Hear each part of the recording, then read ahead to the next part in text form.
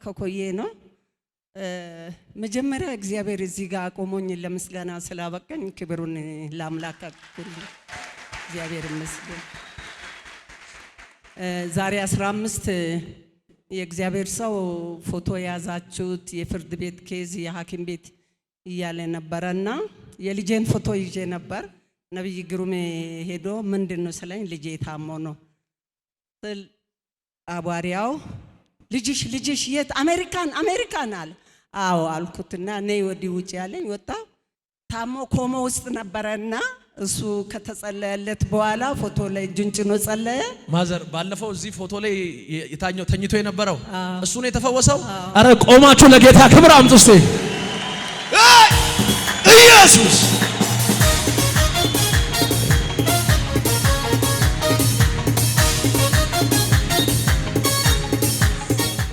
እና ታሞ ኮማ ውስጥ ነበርና በጣም ከባድ እንትን ላይ ነበረ። ጭንቀት፣ ግፍት፣ ስኳር ነበርና አሁን እዚህ ተጸልዮለት ከተባለ በኋላ እግዚአብሔር ይመስገን አሁን ወጥቶ ወደ ቤቱ ገብቷል። ከሁሉ ነገር ነፃ ነው። ጉባኤ እግዚአብሔር እናመስግኑልኝ።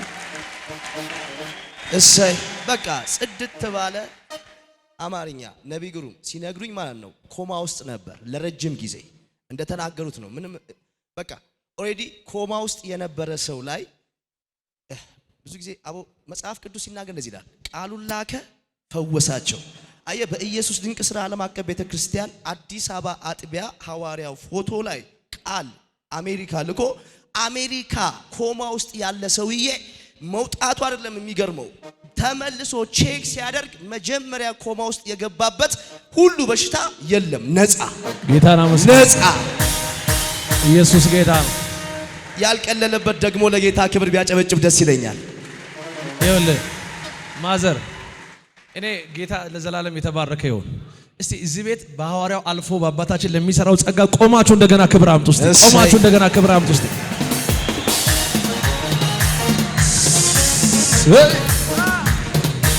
ደስ ያለው ለኢየሱስ ጌታ ነው።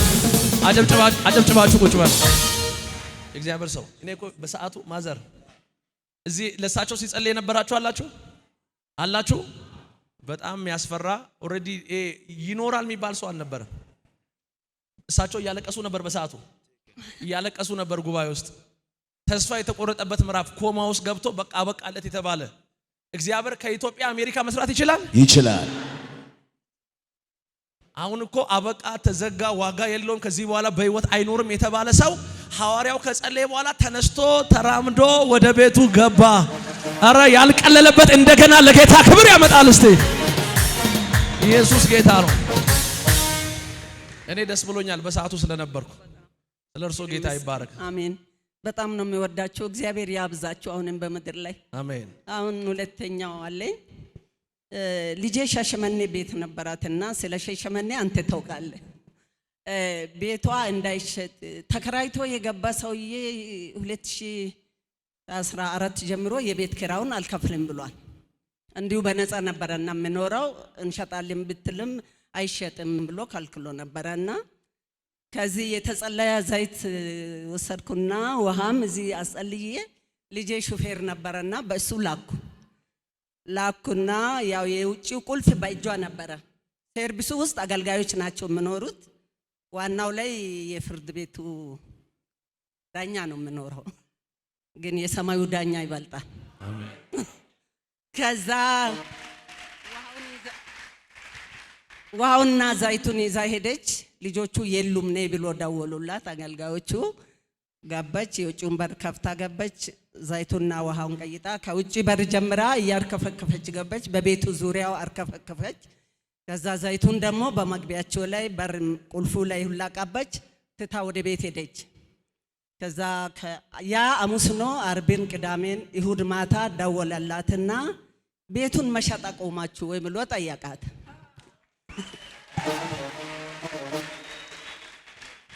ከዛ አንሸጥም ትተናል አለችው። ለምን አላት። አይ በቃ ራሳችን እንኖራለን በቤታችን አንሸጥም አለች። ገዢ አግኝቼ ነው አለ። እኛ አንሸጥም አለችው። ሰኞ ደግሞ ደወለ እንሸጣለን አለች። ነገሩ በእግዚአብሔር ዘንድ ስለተሰራ ኑና እንነጋገር ገዢ አግኝቻለሁ አለ። ሄዱ። ሲሄዱ እኔ ራሴ ሊገዛ ነው ቤታችሁን የቆየውንም የ4 ዓመትን የቤት ኪራያችሁን ከፍላለሁ ቤቱንም እኔ ገዛለሁ አለ። ያው እግዚአብሔር ኃይል ያዘውና ጌታን አመስግኑ። ክብር ይሁንለት። አሁን አዋጁ ተሽሯል። አዋጁ ተሽሮ አሁን ቤታቸውን በትንሽ ዋጋም ቢሆን እግዚአብሔር ስራውን ሰርቶ 1.3 ሚሊዮን ሽጦ ብራቸው በእጃቸው ገባ። ጌታን አመስግኑላችሁ። ኢየሱስ ጌታ ነው።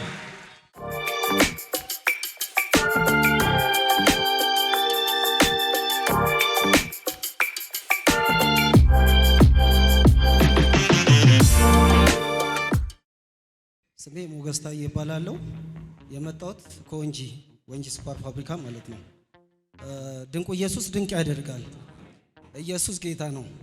የሆነልኝ ነገር በጣም በርካታ ነው። ግን አንዱን በቅርብ ማለት ነው ህዳር አካባቢ ላይ 3 ቀን እዚህ ኮንፈረንስ ተዘጋጅቶ ነበር። 3 ልጆቼን ከነ ባለቤቴ ይዤ መጥቼ ነበረ። በእለቱ የሆነልኝ ነገር ምንድነው?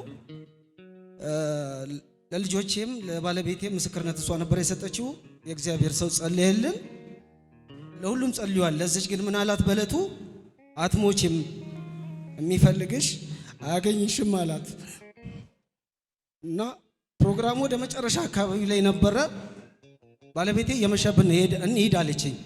እኔ ደግሞ ውስጤ ለመውጣትም አልፈለገም። እነሱ ሳላያቸው ተራርቀን ነበር የተቀመጥነው። እነሱ ወጥተዋል።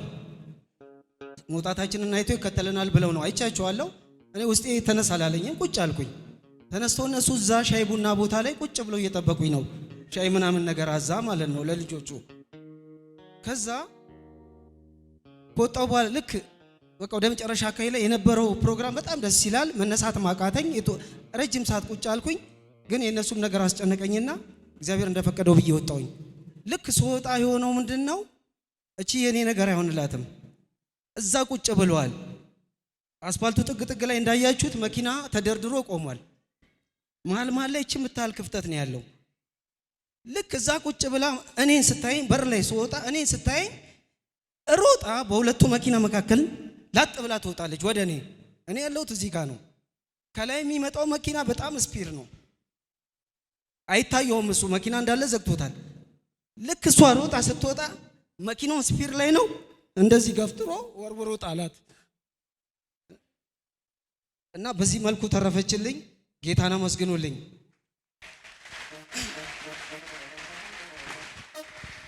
በኋላ ስሰማ እናትየው ደንዝዛ ነው ቁጭ ያለችው። ይሄ ሁሉ ሲሆን ለካ ለሁለተኛ ጊዜ ነው። የመጀመሪያ መኪና ከ10 ደቂቃ በፊት እንደዚህ ገይቷት ሹፌሩ ስቅጥጥ አድርጎ አቁሞ ወርዶ ሊመታት አለና ሲያት አሳዘነችው። ተዋት። በኋላ ነው የምሰማው እሷ በዚህ ደንግጣ ለካ ደንዝዛ ቁጭ ብላለች። ይሄ የሚሆነውን አላየችም ራሱ እና እግዚአብሔር ይሄን አድርጎልኛል። እግዚአብሔር ጌታን አመስግኑለት። ኢየሱስ ጌታ ነው። እኔ ብዙ ጊዜ ሐዋርያው የሚናገረው አንድ ቃል አለ። ህይወት ከጸሎት በፊትና ከጸሎት ለሁሉም ሰው ሲጸልይ ለልጆቹ፣ ለሷ ግን የተለየ ጸሎት ሐዋርያው ጸለየ አለ። አትሞትም ነው ያለው።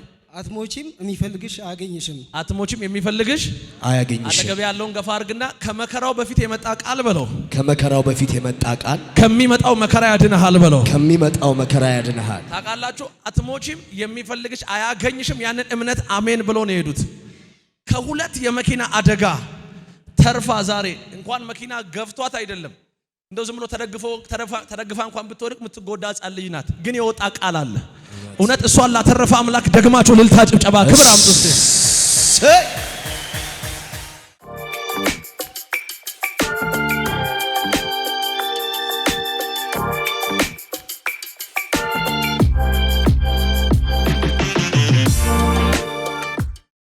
ሶሪ ማርጋ ይባላል። የመጣው ተሸዋ ሜዳ ነው።